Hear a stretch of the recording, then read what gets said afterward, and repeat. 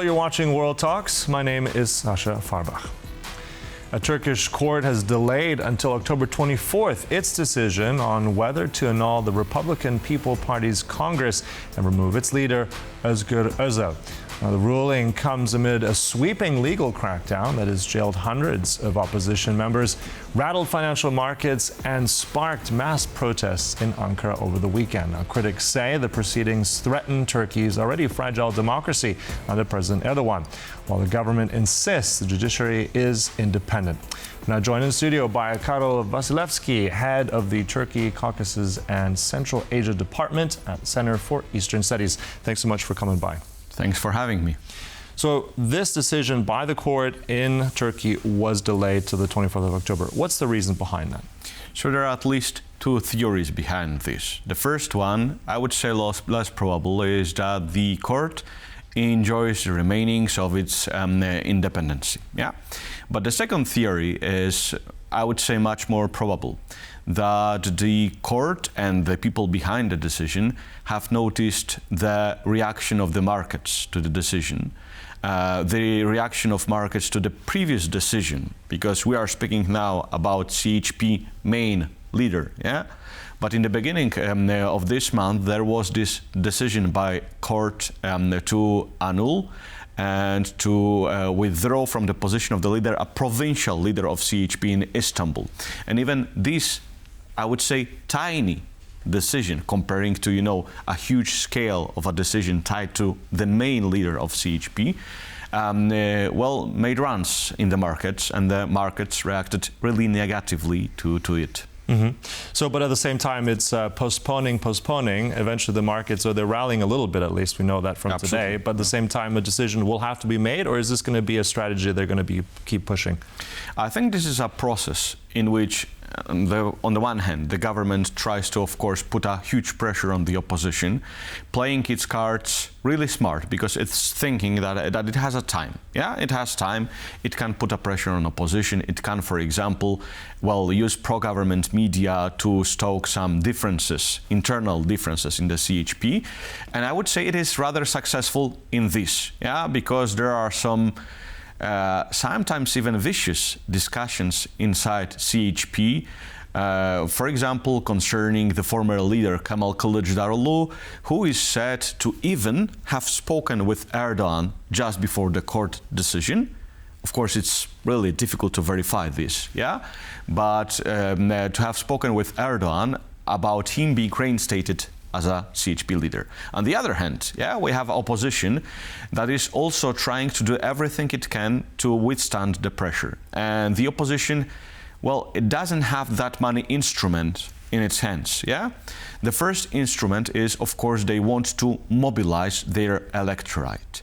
So whenever there is a decision hitting the opposition is trying to have these huge crowds in support of the main opposition party. Mm-hmm. The biggest campaign, of course, concerned Ekrem İmamoğlu.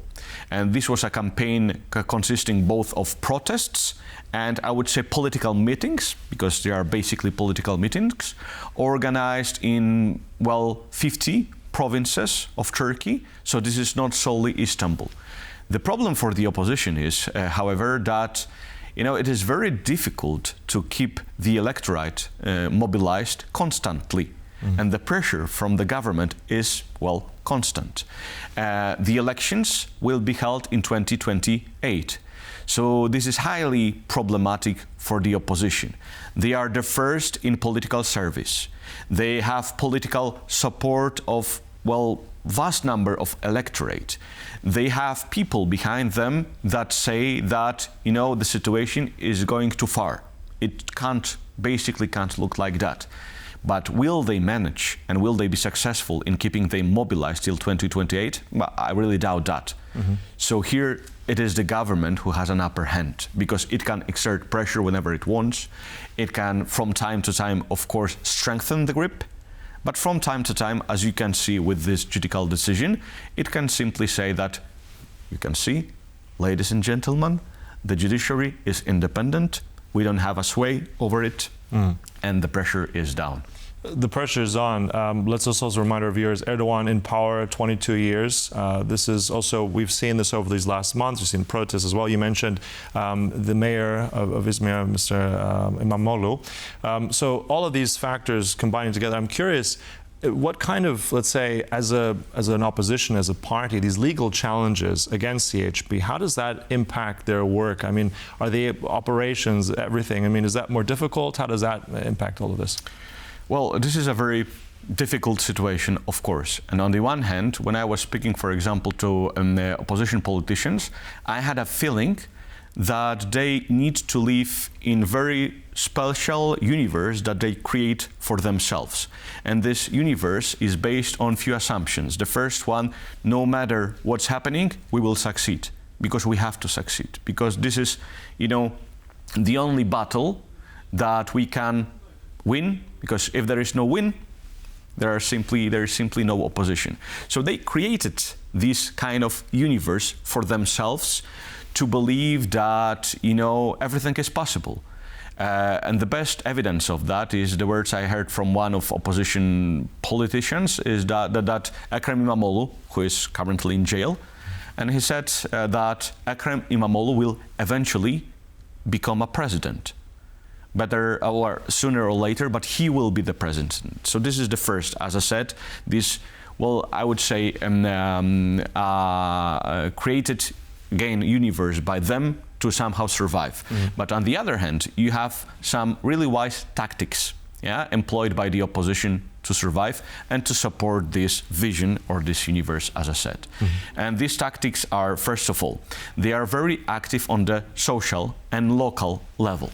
Secondly, they are very active in social media, trying to, as I said earlier, mobilize the electorate.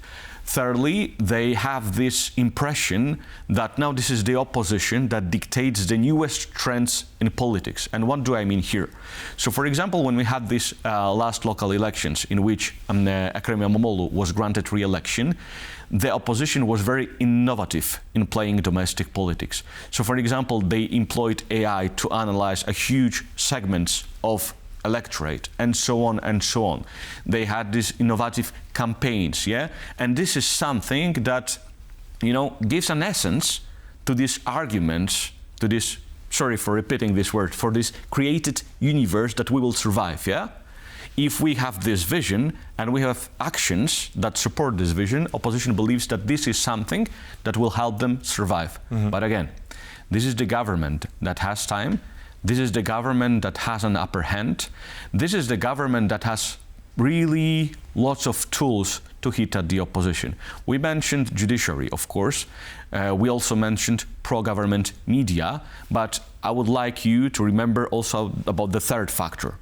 The internal divisions in CHP that the government has been trying to stoke, they are real. Kemal Kılıçdaroğlu, former CHP leader, is doing everything he can to distance himself from, you know, the government narrative that he will be next, that he will be replacing Özgür Özel. But according to the opposition, he's still not doing enough. Yeah, we haven't, and this is true, we haven't seen solid statement from Kılıçdaroğlu that he will absolutely never, ever accept something like that. Yeah, that. You raise an interesting point there. So there is an element of internal divisions as well. You said that, you know, we know that there's still a lot of time left until the elections.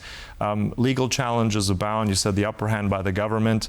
It sounds like an uphill battle for the opposition. But at the same time, if we're looking at some polling data, we see that both the AHK, that's Erdoğan's party, and the CHP, they're almost roughly neck and neck if a contest were to take place. So how do you see that changing with now what's next with this legal challenge and everything else you've seen? Okay, so it's a wonderful question, because the first thing and the most important, absolutely the most important, the fundamental thing I would say is that it has always been an uphill battle for the opposition.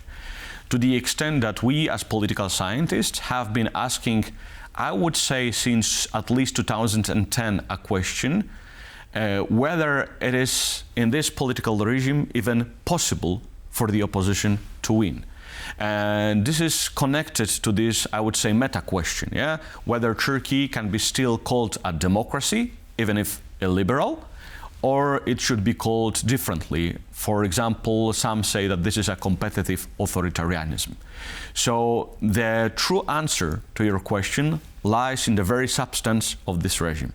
I personally believe that this is rather a competitive authoritarianism, and I will give you just one example to support this thesis. This is not the first time in the history of the whole opposition that when there is a leader that seems, well, that at least has a chance to succeed against Erdoğan, something bad happens to him. The same situation was with the MHP, a party who is now a coalition partner of AKP, ruling party, when Meral Akşener wanted to took over the party. The Congress was blocked, and the Devlet Bahçeli, who is, well, let's leave him aside for now, but he is a coalition partner of Erdoğan, is still in place. Selahattin Demirtas, a Kurdish leader, who was, well, he didn't have a chance to win against Erdoğan, but he presented an interesting vision of Turkish politics, vision that was different from Erdoğan's vision, and a vision that was supported by some elements of Turkish society that was simply challenging Erdoğan's vision. He's in jail now. Yeah? So this is not, again, the first time that such a situation happened. The problem is that for quite a long time, lots of political scientists and journalists also in Turkey have been saying that what happened to the Kurds, Selahattin Demirtas is a Kurd, yeah, and he was leading a Kurdish party, can't happen to a main opposition party. Why is that? Yeah? If you base your analysis solely on this, social complexities of Turkey, you can have some thesis like that. But if you look at the regime and the system, the answer is different. It's honestly very complex. I mean, as we said, it's an uphill battle for the opposition. I'm sure that it can still go in many different directions. But really appreciate the insight and the analysis. That was our guest here in the studio, Karol Wasilewski. Really appreciate it. Thank you. And thank you for watching World Talks. But there's more coming up right here on TVP World, so don't go away.